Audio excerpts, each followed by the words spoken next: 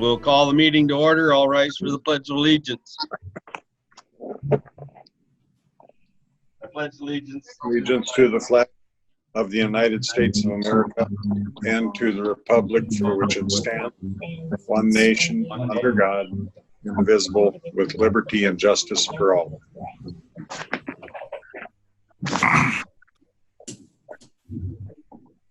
Roll call. All members are present.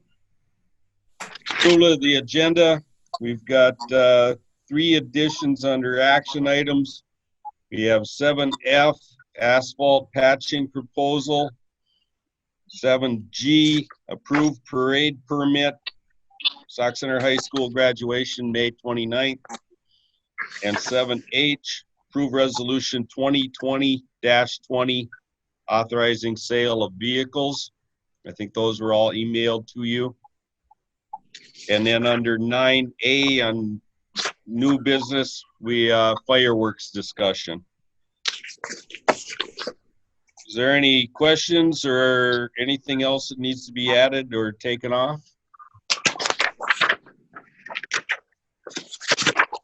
Hearing nothing, do I have a motion to approve the agenda with those additions? Motion to approve. Motion by Heidi. Do I have a second? Oh, second. Second by Keith.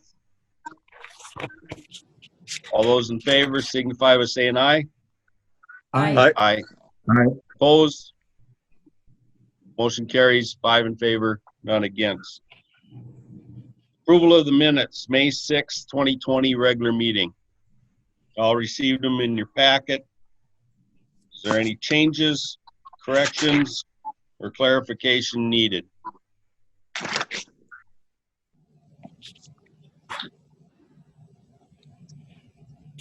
Hearing nothing, I take they're okay. Do I have a motion to approve the minutes of the May 6, 2020 regular meeting? Motion to approve. I'll second. Motion by Keith? Joe. Joe. No. Joe. Motion by Joe, second by Diane. All the question, all those in favor signify by saying aye. Aye. Aye. Opposed? Motion carries 5 in favor, none against. Public open forum. Is there anyone out there that wants to speak to the council?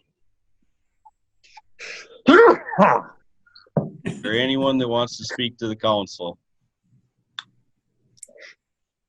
Is there anyone that would want to speak to the council?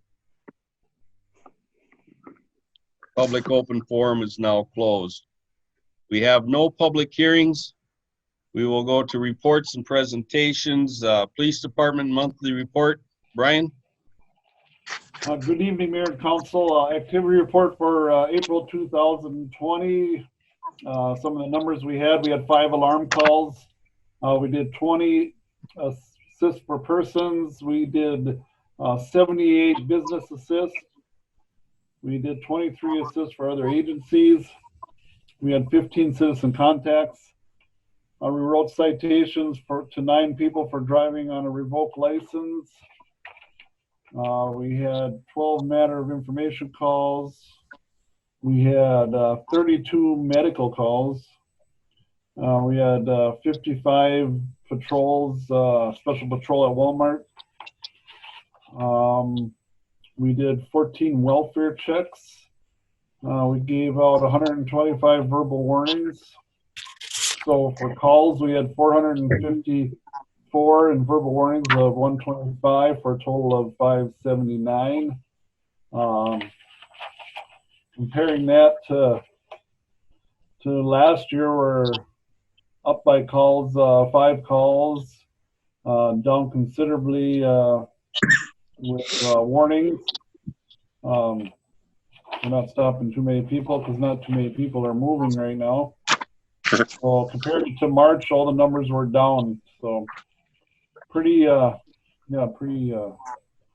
many people moving. So creates a lot less calls. Other than that, go ahead. Nope, I was just asking That's all if I have. anybody had any questions for you. Oh, okay. I was just going to say, Yep. looks like, Brian, you've got 9, 10, 11 people that didn't have a driver's license there. Thank you for getting them off the road. I don't know why people do like that. Yeah, I was surprised we had that many with less people moving, but still no driver's license. Yes. Thank you. What's the situation, Brian, as far as taking anyone down to St. Cloud? That's still the same? Can't do it? Yeah, you have to call ahead down to the jail. It's been very up to their standards. You have to give the background on what your arrest is, and pretty much up to them who they'll be taking. Otherwise, everyone's getting long formed and will have to come to court later. So, kind of, yeah, still remaining the same there for Stearns County Jail. Okay. So it's kind of frustrating on our end when we have people that I feel should be put in immediate jail, and then when we have to release them, it's very frustrating to us, I think. So, and for our community to have them back out there right away. So, Right. Hopefully that changes soon. How many times has Okay. that happened? How many times has that happened? Oh Yeah. boy, dozen probably since this has started. That Wow. we just should have went to jail and pretty much had to bring them back home. There was So- one weekend that I think that you mentioned there should have been 5 of them put in and none of them got put in. So, Yeah, correct. Yeah. Yeah. It gets Too bad you frustrating. can't hobble them. I just hate the idea that they're still remain in our community, and when they should be, Yeah. brought down and can probably possibly commit more crimes. So that's the frustrating part. right. So Anyone else have any questions? Thank you, Brian. yep. Thank you. Public Works Department, Ben? Good evening, Mayor and Council. What we've been up to this past month at the campground, we seeded the new sites 1 through 21. That has been completed and it is starting to grow in all those areas. We moved and installed new fire pits on some of the sites. The docks that were purchased last fall were put together and installed in the lake along with the other ones that we already had. Turned on and tested water lines, so everything is working there. Repaired one broken sewer line, and then by all the seasonal sites, we cleaned up pallets, woods, and other items that were left from last fall. We have had a little bit of vandalism so far this spring. There's some occurrences in Conservation Park had some markings on the wall and ground. Browns Park had some markings on the concrete floor. Morning View Park Outhouse had markings inside the porta pot. Skate Park had markings on some of the ramps, and the campground bathroom had a door kicked in. The skate park and campground happened on the same night, but the rest of the incidents occurred on different days. So that's something that we're watching out for, and we've talked to Brian about too. Park stuff, we installed new certified playground mulch at the Sinclair Lewis Park. There's 4 different spots there that received that material. We replaced 8 swing seats that were in poor condition at Sinclair Lewis Park and Morning View Park. The public beach construction began this week. Sidewalk is set to be installed Friday, and the remaining cleanup work will be completed next week. We turned water on to all the park bathrooms and made minor repairs as necessary.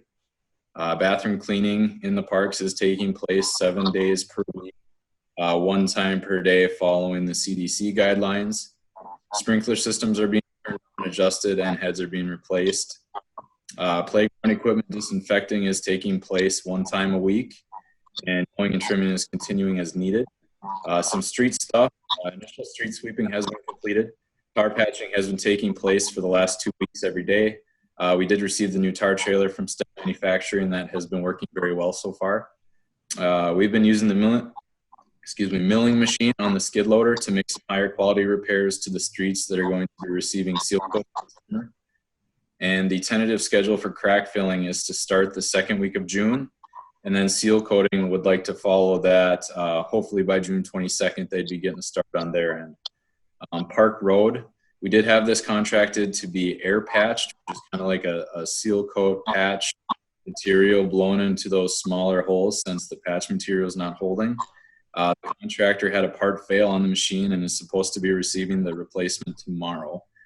They are scheduled to be here the first week of June to make the repairs at that time. Originally, they were going to have this done last week, but due to that breakdown in the back order on the part, that has delayed them. But so we're working on that. And then we cleaned a couple of the vortex storm sewer catch basins on the north end with the sprinkler.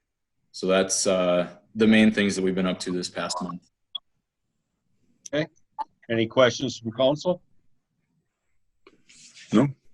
Sounds like you're keeping busy. That's for sure. So, Yep. okay. Thank you, Ben. City engineer report. All right, Mayor and Council, we've got 3 projects that are still that we're working on. Getty Street is kind of the oldest. There is a little bit of curb to be redone in the motel parking lot there that didn't quite meet the owner's requirements. So we're going to be cutting those out and redoing those, and just making a couple little minor repairs on that, and then they'll be backfilled, and that project will be buttoned up and finally finished. 2018 project, all the concrete repairs are going to be done by the end of this week. Paving on the last piece is scheduled for next week, Thursday and Friday. We're also monitoring the seeding on that project. You know, it's been really dry this year. We've talked to the contractor about starting to water it. So we're monitoring and figuring out whether we need to do a little different enhancements for them to get that seeding going a little more robustly than it is now. But that's something we're monitoring on that one. On the 2020 project, the pre-con meeting is actually next Wednesday. We currently, on the easement front, we have 3 easements remaining with Denny, Strites, and Rowe. We're meeting with Rowe on Friday. So we'll hopefully get those last 3 buttoned up here in the next week or 2 because things are a little bit sooner than planned. So they're actually looking to get started probably mid-June, so a little earlier than we had thought. So that's good. We'll get the project going and get her buttoned up. So that's what I have for reports. Any questions of me? Council have any questions?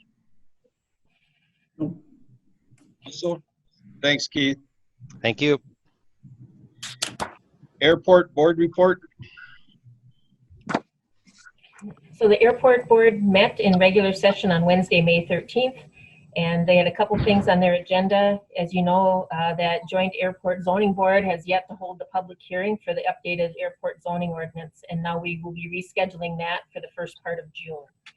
And we also talked about the federal fiscal year 2021 capital project, which was the potential 80 by 80 box hangar for 90% federal funding. We're actually going to be working on getting some more details about what would be federally eligible before we proceed with that grant application. We're waiting for MnDOT Aeronautics to select a project for their CIP for state fiscal year 2021, which actually starts this year in July. And what that is items that are on our CIP that are state-funded items. They look toward the end of their fiscal year, and then they take a snapshot of what's remaining out there to be done, and they select projects. And we have a few things on there, some smaller projects, door insulation and cables, and also a new door on the existing box hangar. And also we were awarded $30,000 for airport maintenance from the CARES Act. The board is considering using these funds to replace the hangar door on the 60 by 60 box hangar if it isn't selected by the state for the state project. And I just got the grant award documentation today, and Warren and I both executed those, and we'll be sending those back. So we'll be either using the CARES Act money for the hangar door or for other maintenance projects out at the airport. And then we have a couple years to use that. So it gives us a little bit of time.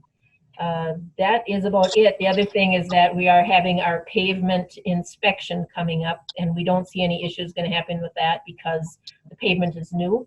And then they were out and did the 5010 report, and we should be getting a report in the next few months. And that's the report where they come out and go through the entire airport and try to find any deficiencies. In the past, their deficiencies have been, you know, trees that are growing up off the ends of the runways and things like that that we have to take care of. So we'll see what that looks like when it gets here, and then we'll have to deal with those issues. That is all I have on the airport board. Anyone have any questions? Okay, we will move on to action items. 7A, approve appointment to Public Works General Maintenance Worker. So they had an interview committee, which included Ben Klink, myself, and Mayor Stone. We conducted interviews with 8 candidates for the position of Public Works Maintenance on Tuesday, May 12th. We did observe social distancing, if anybody is looking. At the conclusion of the interviews, the candidates were ranked, and the top-ranking candidate is presented for council approval tonight for appointment. Because the top candidates ranked so closely, the committee is requesting they be included on a hiring list. If we do have any retirements or vacancies in the coming year, we would like to go back to that list. And so what we're looking for tonight is to approve the appointment of Jackson Zenzen as the Public Works General Maintenance Employee at step 1 of the pay scale, pending successful background investigation, but then authorize the next 3 highest ranking applicants to be included on a hiring list for up to 1 year. So it's kind of a 2-part motion. You can take it together or separately. It doesn't matter. And Jackson has accepted the position. And so once the background is done, then he would be put on. And I believe his expected start date is June 8th if the background is successful. Questions, comments? Just with the putting the 3 other on a yearly list, do we have to advertise then in the event someone does retire and we have to rehire, or? We can actually go to the list. It's kind of similar to how the police Okay. or the fire do it. You know, we do more of an exhaustive search, and then if we have good candidates, we go ahead and put them on the list. Okay, so we wouldn't have to spend a lot of time advertising and gathering applicants and Correct. stuff like that. Okay, thank you. Any other questions? 3 others will be notified after this decision tonight that they're on the list, or how does that work? I have already spoken with them personally, and so they are aware that they're on that we're requesting that to be on the list. Okay. That still doesn't mean you have to do what is requested on the action. We can still change it, but. So do I have a motion to approve the appointment of Jackson Zenzen as an employee at step 1, pending successful background? And if you want, I also include that we authorize the next 3 highest ranking applicants to be included on a hiring list. I will make a motion that we do both. Okay. I'll second it. Okay, we got a motion by Keith, second by Diane. Any other discussion or questions? Call the question. All those in favor signify by saying aye. Aye. Aye. Opposed? Motion carries 5 in favor, none against. Approve appointment of part-time patrol officer. And also for an interview committee, we had Chief Frederick, Sergeant Joe Jensen, and myself. We conducted interviews of 4 candidates for the part-time police officer, patrol officer, I should say, positions that we have available. The committee recommends the appointment of 2 of the candidates to the position pending background investigations. Those 2 appointments that we're requesting approval of is Brandon Stoll and Eric Grabmeyer. And then they would be part-time officers at step 1 pending successful background investigations. And they would be infill. These are not new positions. These are just replacing people that have moved on to other positions, and also would be able to cover vacations and court times and that type of thing when our other officers can't be there. So the action request is to approve the appointment of Brandon Stowell and Eric Grabmeyer.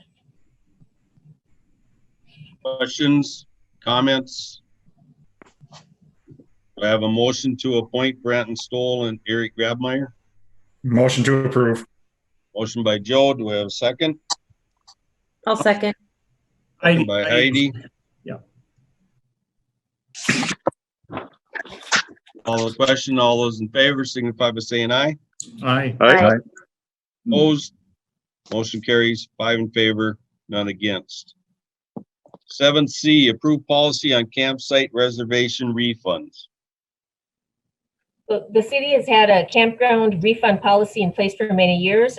Campers are required to make a one-night non-refundable deposit when they make a reservation. It's not refunded in the event of a cancellation, except for extenuating circumstances, which in the past has generally been like a death in the family or something like that. With COVID-19 causing closure of the campground and other events, the park board revisited the policy. They recommended if campground is open, the policy remains in effect or as an alternative transferred to a later reservation. If the campground is closed, of course, the deposit would either be refunded or applied to a future reservation. We have received cancellations for time when the campground is expected to be open, and the reasons would include, one of them was, well, Sinclair Lewis Days was canceled, so we no longer want to come, or their travel plans changed due to COVID, and they've requested refunds of their deposits.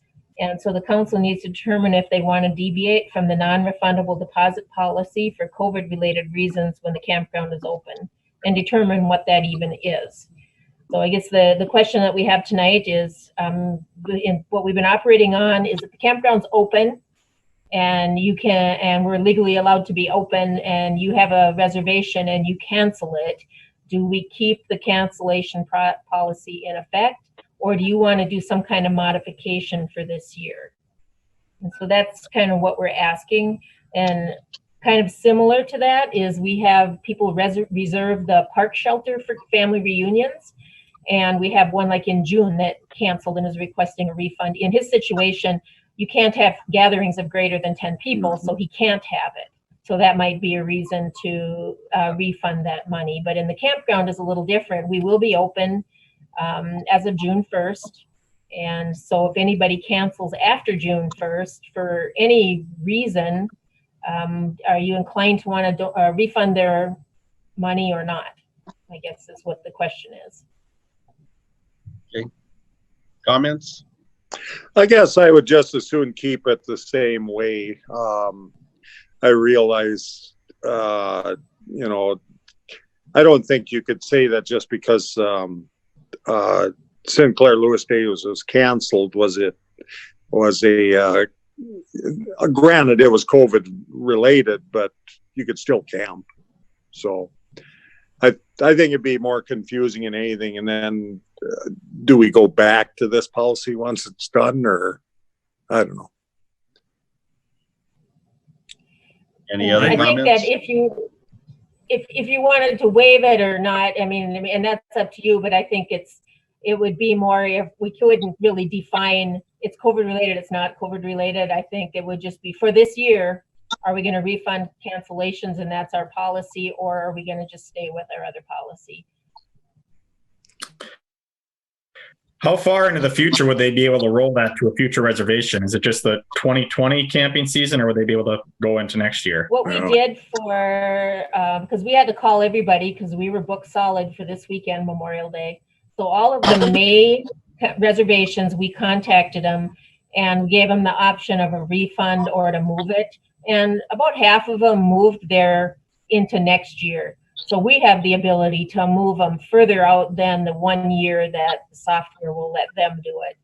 So, if somebody has it this year and they have to cancel, we could move them into next year. I mean, we have the ability to do that, I would say. So if somebody was Sinclair Lewis this year and they just wanted to move it to next year, we can do that. It's just up to them if they want to do that or not. Mm-hmm. Any other comments? My opinion is if we can move them to a later date, even if it is next year, I don't see a problem with that. As far as the refund, once we're open, I don't agree with giving them a refund. The reason why this whole rule went into place years ago is because we had people that the extended forecast says it's going to rain, so we're going to cancel and get our money back. And it turned into more of a fiasco than it did so we put this in place to at least ensure we have some income. And not saying that it's going to happen, but now the people got the COVID excuse, even though we're open and they can legally camp. I don't want them to give them another excuse to be able to get their money back. I think that we let that we just change it, so we'll move it to a later date, but we're not going to hand out refunds once we open. I agree with you, Chief. I don't know, anyone else got any comments or what they're thinking? Otherwise, Well, I'll be looking. I think based on the refund policy that they can forward it into the future and beyond a year, I don't think we need to refund the monies. They can still defer their visit and not lose the money. They can come next year. So I'll make a motion to let the refund policy stand. Okay, we have a motion. Do we have a second? I'll second that. Second by Keith. Any other discussion? Call the question. All those in favor signify by saying aye. Aye. Opposed? Motion carries 5 in favor, none against. 7D, acknowledge ERLF, Emergency Revolving Loan Fund Disbursement. So as you know, at prior meetings, the council approved the implementation of the Emergency Loan Fund Program and granted the EDA the authority to move forward with it, with completing the loan process. And so one loan has been completed where the money has been dispersed and all the documentation has been signed, and that is to Hidden Treasure for $10,000. So what we're just looking for tonight is for the EDA to give their final stamp of approval on that Emergency Revolving Loan Fund to Hidden Treasure for $10,000. Questions? Comments? Do I have a motion to approve the final Emergency Revolving Loan Fund loan to Hidden Treasures for $10,000? Motion to approve.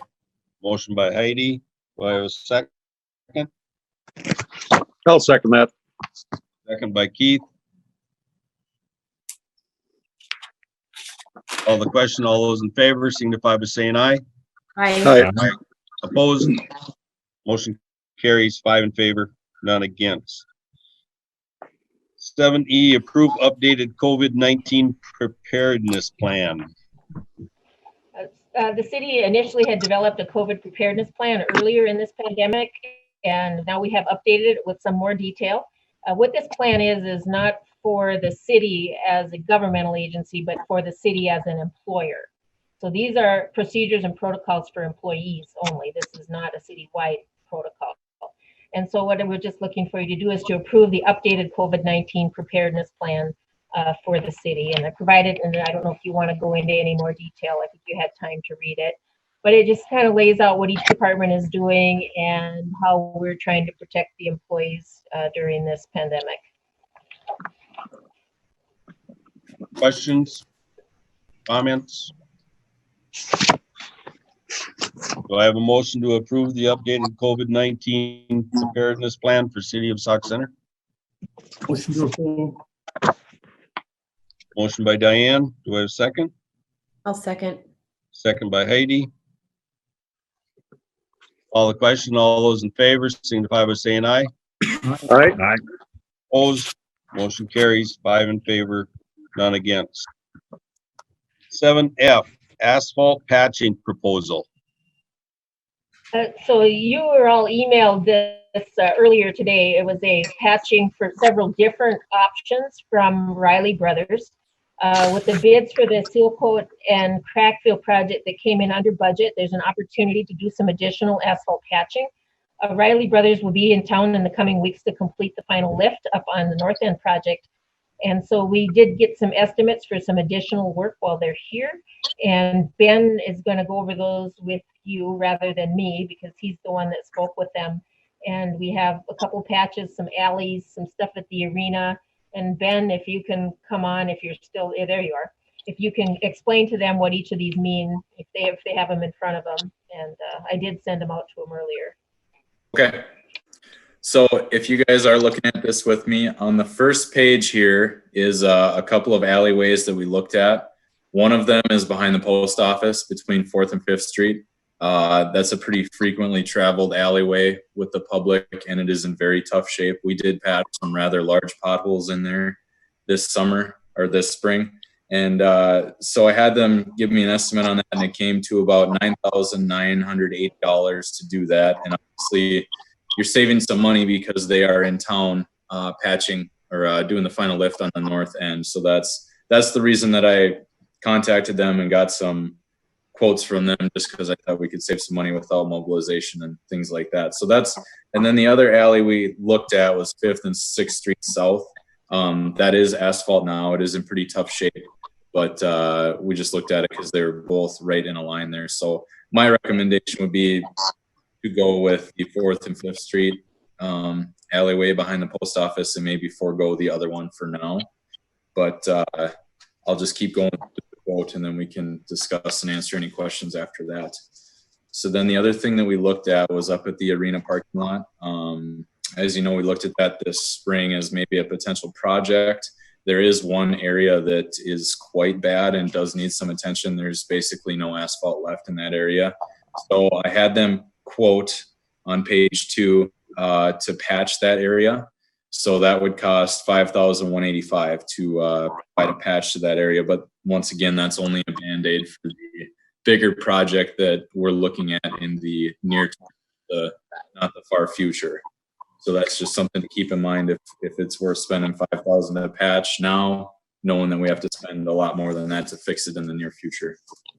So while we were there, we did look at the entire parking lot, and he gave me some ideas on what they have done in the past on other large parking lots. And he gave a ballpark estimate. I mean, he didn't go through with a fine tooth comb by any means, but he came up with a rough estimate to mill the entire parking lot, save all the millings. They would push all the millings, and they basically do this in 2 halves. So they would pull all the millings up, pull all the class 5 up, and then they would remove and dispose of 18 inches of the clay or undesirable material. They'd shape and compact the remaining base. They would install the geotextile fabric. They'd put 12 inches of granular fill, such as sand, back in on top of the fabric. And then they'd place and compact the previous reclaimed material, the tar and the class 5. And then they'd put 3 inches of class 5 on top of that. So now you're getting 10, 11 inches of class 5 and millings mix. And then they would pave 4 inches of compacted bituminous asphalt on top of that. And they would do that in 2 weeks. They do not have a plan for drain tile. They don't normally do drain tile in parking lots. I know that's something that we did discuss as part of the project earlier, but with all of that considered, they said the ballpark estimate's about $280,000 to do that. And the reason we looked at that is when we were talking with oil prices lower, right now, 1 dump truck load of asphalt is about $80 less than it was last year. So obviously on a large parking lot like that, there's some considerable savings to be had. So the other thing we talked about was 10th Street while we were over there. Look at it, measured everything up, and the exact same thing to 10th Street that he would to the parking lot, except removing the curb. So the curb would stay. We're only talking between the curb lines on this, and his estimate to do that is about $73,000.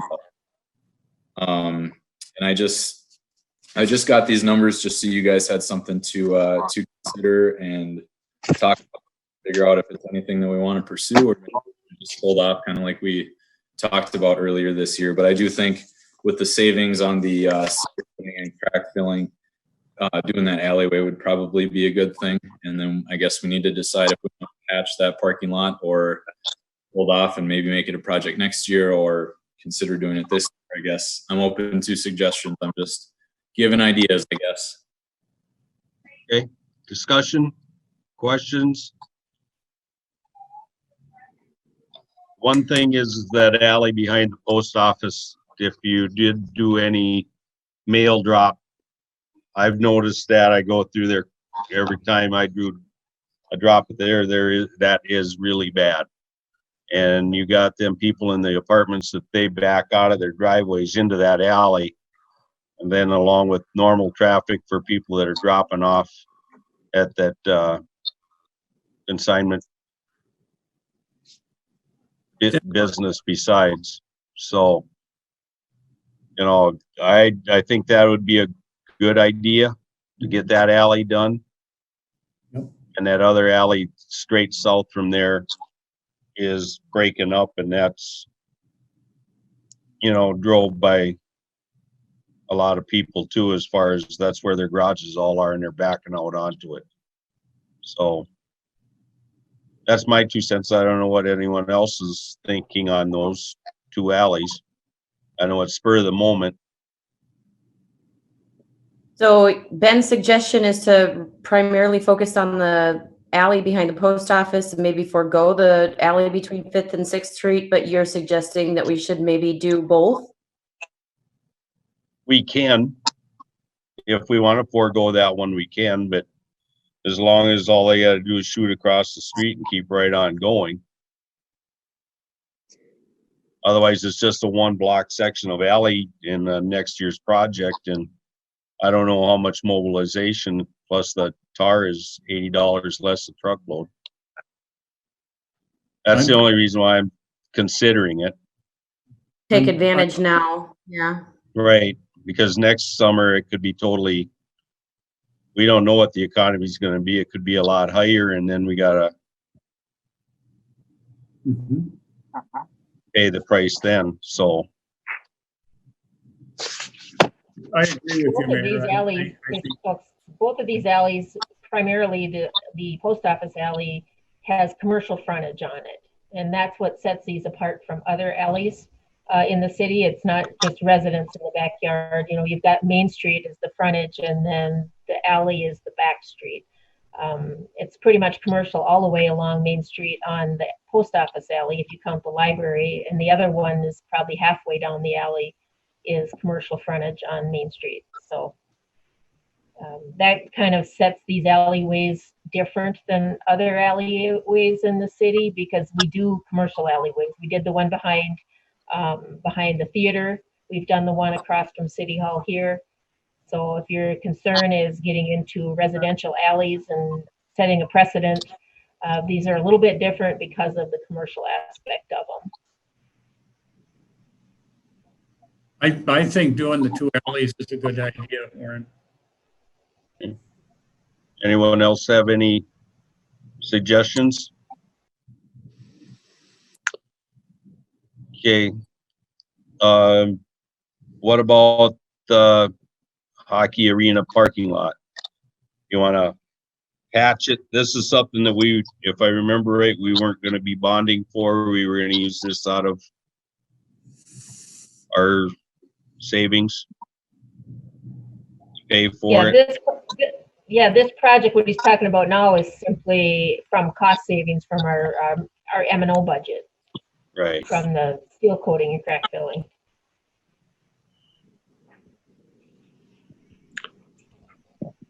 The rest of the lot isn't pretty. No, go ahead. The rest of the lot is in relatively poor shape though as well. I mean, that would have to be done shortly after this is done. Yes, if we did the patch now, within 4 or 5 years, that whole lot really needs to be redone. There's already spots where it's been patched in the past and it just continues to degrade and fall apart. So it is something that in the near future is gonna need the attention. And then I would assume at that time the patch we just put down would be tore up as well. Correct. Yes, that's the problem with spending the $5,000 now, is it's going to be ripped up long before it sees its useful life. Okay. So Keith, the one thing that, and this was before you got back on the council, we had actually a study done on that parking lot, and it was closer to $500,000 to replace it. And because it had a lot of storm water, and Ben mentioned this doesn't have the drain tile in it. No, that's true. You're right. Whereas the other project, the $500,000 project, has the storm tile, the storm drain in it. And Keith Yap, I think you just came on. I don't know if you had any comments on that. So this is kind of like, how do we proceed with the arena, or do we just do a patch now and bite the bigger chunk later? And is that bigger chunk including storm or not? So that's kind of the decision that has to be made.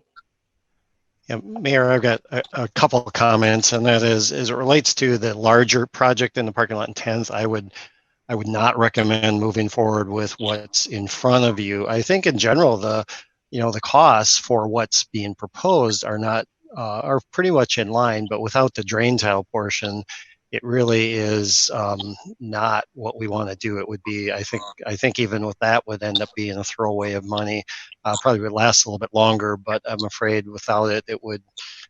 It's just the integrity of the structural integrity would not be there. So I think we'd have problems, and we don't want to throw that kind of money away. I think a patch would be the most I would want to suggest in through there. And even with that, I might do a little less than what's on there. I think there was a cutout in through there, right? Or no, there would actually I would look at the gravel on that one. I think they were leaving the gravel recompacting, but we don't know until you pull off the top of how much the clay is mixed in through there. So it's possible there might need to be some stripping out and some more gravel put in there. So it could be a little more expensive. But it might be okay until it was really opened up. I don't think we could say for sure, but that would be my only concern on the patch. But I would not recommend doing anything more than some sort of patch at this point in time.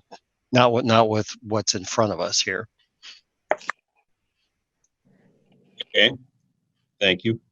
Now to kind of throw another thing in there, when was that parking lot? Do you know when that parking lot was originally put in, Vicki?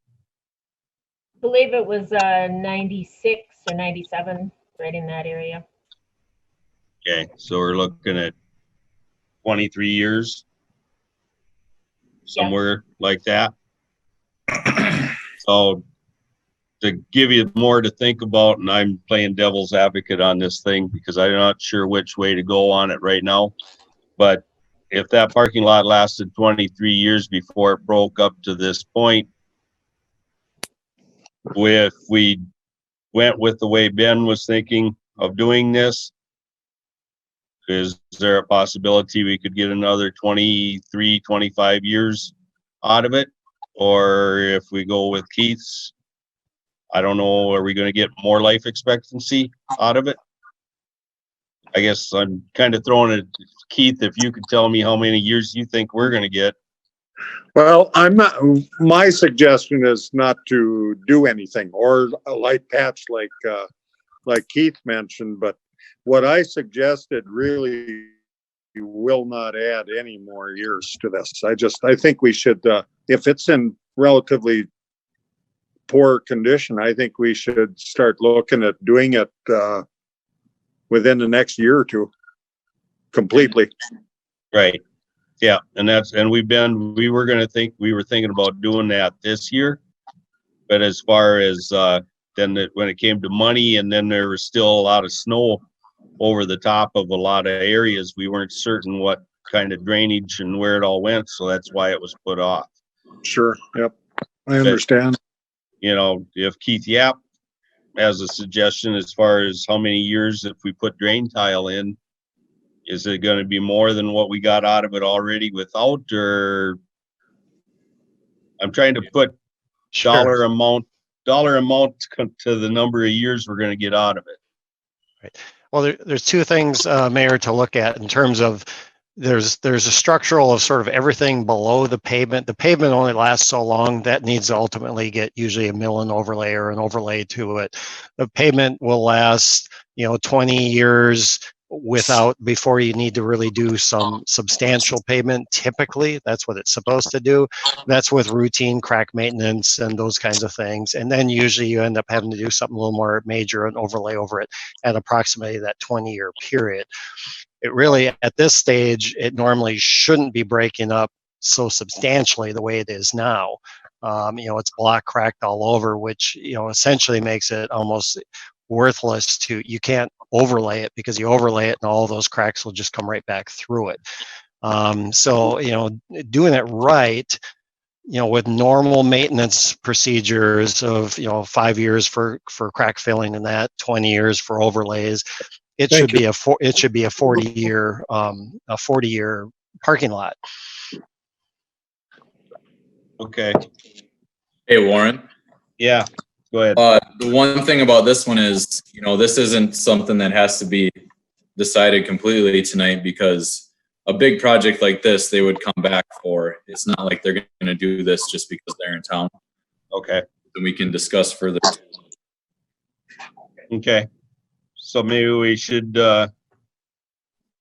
discuss this more or Well, think about it a little bit. We'd have to go out for bids anyways for this size project, wouldn't we? You'd probably do that for the full parking lot, but I think he got the estimate for that simply as a base for you to make a decision on whether you wanted to do the patch.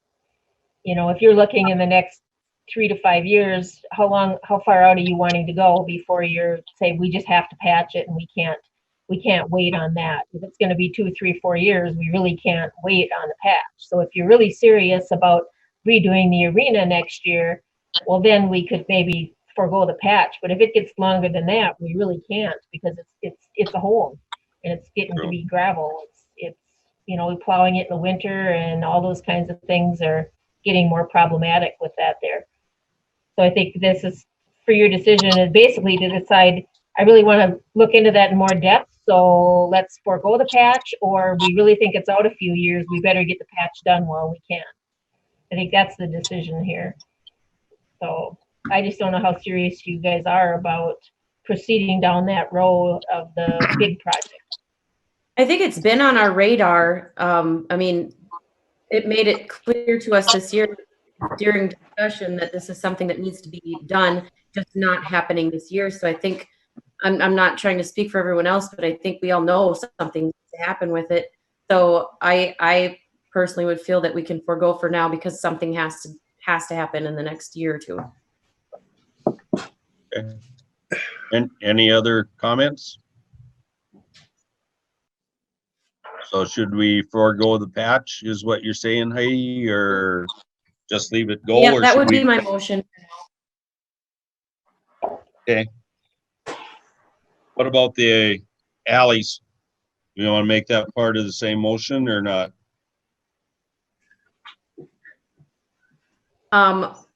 Yeah, I'll make the motion that we do participate in the mill and overlay of the alley behind the post office, as well as the alley from 5th to 6th Street South, and forego the patch project on the Civic Arena parking lot. Okay, we have a motion. Is there a second? I'll second that. Second by Keith. Any other discussion or comments? All the question, all those in favor signify by saying aye. Aye. Opposed? Motion carries 5 in favor, none against. Any questions, Ben? Or you're good to go? I'm all set. Thank you. 7G, approved parade permit, Sauk Center High School graduation, May 29th, 2020. Right, so the school has been working with getting a parade route, and they have worked with Chief Fredericks on that, on making sure that that'll work for them. They're going to have a graduation parade on Friday, May 29th. It's going to start about 8:00 p.m. And I did forward you the map. They're going to start at the school, and they're going to go north on State Road onto East Street, and then on 8th over to Ash. They're going to take Ash up to Sinclair Lewis by the Holy Family School. They're going to cross Main Street, and they're going to go over to Walnut by North Star. Then they're going to go south on Walnut, and they're going to go on to Center and end up all the way down to Beltline, and then back to the stoplight area. So it's just kind of it's a driving. The students will be in their cars, and they'll just drive that route, and people can go out and wish them well on the way around. And so it's basically starts at the fairgrounds, but right by the school there, and then ends at the Civic Arena area. So that's kind of their route, and they're looking to have people, and they will advertise this as well, but to get out on the street and wish everybody well on Friday the 29th at 8 p.m. And so they're just asking the council's blessing to approve this parade permit. Questions, concerns? The only concern I have, they do cross Main Street, don't they? They Somewhere will be along. crossing Main Street. Yeah. They'll have to stop at the light. Plus, we'll have patrol out on areas where there's crossing. our patrol will be sufficient? Okay, that's all I had. Brian will take care of it. Okay, thank you, Brian. Thanks. Okay. Any other questions? Do I have a motion to approve the parade permit as proposed? So moved. Motion I'll by second. Keith, second by Joe. Call the question. All those in favor signify by saying aye. Aye. Opposed? Motion carries 5 in favor, none against. Congratulations, everyone. Approve resolution 2020-20 authorizing sale of vehicles. We've had 3 forfeited vehicles. The council had previously approved offering those for sale. They have been sold now by public auction. We have a 2007 Honda Pilot that sold for $5,125, a 2001 Chevrolet Tahoe for $650, a 2006 Chevy Malibu for $676. So we're looking to approve resolution 2020-40, approving the sale of the forfeited vehicles. Questions, comments? Do I have a motion to approve resolution 2020-40? Motion to approve. Motion by Diane. Do I have a second? Second. Second by Joe. Call the question. All those in favor signify by saying aye. Aye. Aye. Opposed? Motion carries 5 in favor, none against. We have no unfinished business. This now brings us to new business, fireworks discussion. This was brought up because we've been having a lot of people requesting that the city consider having fireworks, not having any activities associated with, just simply having a fireworks display as we normally would have during Sinclair Lewis Days. As you know, the fireworks in Sinclair Lewis Days was canceled. And now with the outreach we're having from the community, people are willing to put some money toward it, and also perhaps some city funding that wasn't previously available to this project, that there's the potential that we could have it if, you know, we can meet the guidelines of the governor as we get closer to that date. So we wanted to bring it up to the council. We do have a resident of the city that wants to fundraise for it, and Warren's been in touch with him, and I wanted to know what are the council's thoughts on that. You know, if we can have the fireworks, if we can pull it off financially, is this something that the council wants to proceed with? And then also we would have to have some rules.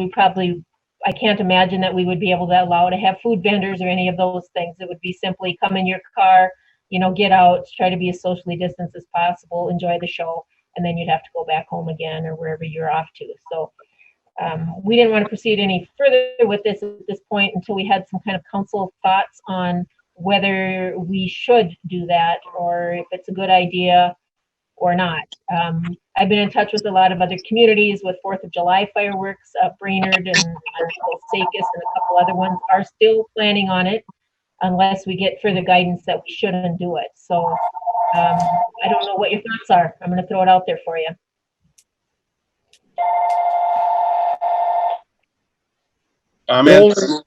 The only thing I worry about is the social distancing. I have absolutely no doubt that this city will be able to raise the money it takes to put on a great fireworks display, being the community that it is. But just I'm the crowd thing worries me. If there was some way we could make sure that social distancing element is involved in it. That's we are 2 months away yet, so it's kind of hard to know, you know, what things are going to look like in 2 months. We just don't know. We watch the governor, we watch the modeling, and then we also know that people want to do something, you know, so they want to have something to do. And if it's something that they can do from the privacy and security in their car, you know, maybe this is one thing that we can do. And but you're right, you know, there are people that won't observe it. So, but I guess go ahead, Warren. I'm sorry. One of the things is like Vicky said, like Osakis is planning on doing their 4th of July, you know, fireworks. Brainerd, you know, there's other communities that aren't backing down on their fireworks displays. And I just don't believe in running scared because we don't think the people at Sauk Center or the people that come in are adult enough to abide by the rules, I guess. So that's my opinion. I don't know what everyone else thinks. I'm all for it, Warren. I'm all for it. Okay. Yeah, I'm not definitely opposed at all. Like Vicky said, we don't know what this looks like in 2 months, and there's a lot of other areas around the world who are a little bit more ahead of us, and things are opening up a lot quicker and a lot more broad. So the possibility of not even having to abide by those rules of social distancing might be there. So And Right. I'm not That's true. asking for a final decision tonight. I just didn't want to put a lot of more time into it. If I was to come back with you at another meeting and you said absolutely not, you just wasted all your time. I think for the person doing the fundraising though, that they probably need all the time they can get, correct? Well, that's the Right. reason why we're bringing it to the council now, Yeah. is because they need to find a charitable organization to make it clean. If they do a GoFundMe page or something like that, they might be able to at least channel it to that charitable organization, and then they put it toward the fireworks or however that works. So, you know, we just don't want this person to go through all the hoops and hurdles and get it lined up, and then we come along and say no after the fact. Yep, I agree. So general consensus that if it can happen, we let it happen, or Yeah, unless Yeah. something really Absolutely. falls Yeah. apart. Yep. Okay, Yeah, I sounds agree. good. Okay. Anything else you might need, Vicky, on that? Nope, that's it for now. Thank you. Okay. That brings us to the consent agenda. We have schedule of claims. We've got an updated sheet of unpaid claims of $99,069.45. Paid claims of $77,297.88 for a total of $159,718.50. We got April checks, paid claims, and payroll of $312,422.23. We got resolution number 2020-39, accepting contributions of $1,000 from Dale Emmel to be allocated to the fire department. We got $134.69 from the men's card playing group to be allocated to the senior center. All the other donations are to the ambulance department. Carlin Cole, N95 mask. Flips and Egg, N95 mask. Denny and Mona Walters, homemade masks. Mark Hokinson, a case of gloves. Jan Pallo, homemade masks and 13 gowns. Joe Weir, material for 13 gowns. Felling Trailers, Girl Scout cookies. Dave Walters' daughter, blankets. Eagles Healing Nest, Easter treats. Al Lowinger family, EMS cookies and cupcakes. Santana Uppus, stuffed animals. Holiday Guest, box of gloves. Jim and Carolyn Tennis, homemade masks. Jan and Carla Bestie, homemade masks. Ginny Thomas, homemade masks. Brenda Berg, 2 infant CPR preemie mannequins. Stan Herman, $100. And Penny Dieters, homemade masks. And on behalf of the city, I want to recognize all those people for their donations. We also got every year by June 30th, we got the liquor license, so they're up for renewal.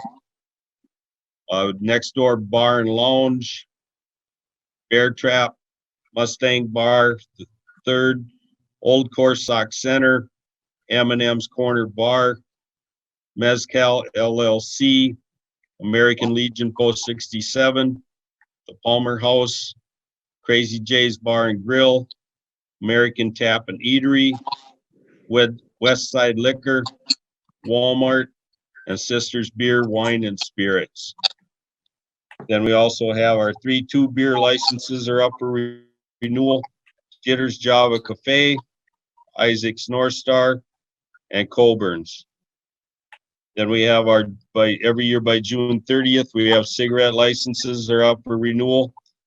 Those businesses are Next Door Bar and Lounge, West Side Liquor, Bear Trap, Mustang Bar, Colburn's, Sauk Center Fleet Supply, Casey's General Store, Isaac's North Star, Walmart, Truckers Inn Truck Stop, Brothers Market Sauk Center, Sisters Beer, Wine, and Spirits, Holiday Station Stores, Eccentrico's Smoke Shop, and Crazy J's Bar and Grill. Is there any questions or concerns about the consent agenda? If not, do I have a motion to approve the consent calendar as presented? Motion to approve. Motion by Diane. Do I have a second? I'll second. Second by Keith. Last minute discussion. Call the question. All those in favor signify by saying aye. Aye. Opposed? Motion carries. 5 in favor, none against. Informational items. We have a few informational items tonight. The household cleanup day is still scheduled for May 30th, and we do have, it could be changed, but the recycler right now is saying that he will still be here. So that is from 8 to noon, and that is on Saturday. And then also we have the cleanup time for the hazardous waste. So it's 2 different ones. The spring cleanup day is like your metal, your appliances and all that. And then the second one is a hazardous waste on June 10th. And that is still scheduled as well from 10 a.m. to 2 p.m. And that is a Wednesday. And so those 2 times are times for people to come in and get rid of excess junk they have around the house. The third thing I have is a reminder, we have the public hearing for TIF District 1-13, and that is on June 3rd. I can't say for right now if that'll be a Zoom meeting or will actually be in person, but I will certainly let you know that. And then the final thing I have is another Spectrum channel lineup change for Charter Communications. And that's all I have. Any questions on the informational items? Well, Keith is going to want to ask if they're going to take RV refrigerators. No, they say absolutely none. But I do have a question. Mattresses. Is either of these taking mattresses, or are they all out? They're not taking mattresses. Okay, There's so no mattresses going out here, but you can take them down to, well, it used to be Becker's, south of town. Waste management. Waste management, yeah. Okay. And it's $28 for a king size, because I did it. Okay. Well, good for you. That's good to hear that one of them, it did not wind up in the McCormick Lake ditch. Any other questions on the informational? That brings us to the end of our agenda. Do I have a motion to adjourn? Motion to adjourn. Okay. Motion by Heidi, second I'll by second. I'll Diane. second. Yeah. Call the question. All those in favor signify by saying aye. Aye. Opposed? Motion carries. 5 in favor, none against. Meeting adjourned. Thank you, everybody.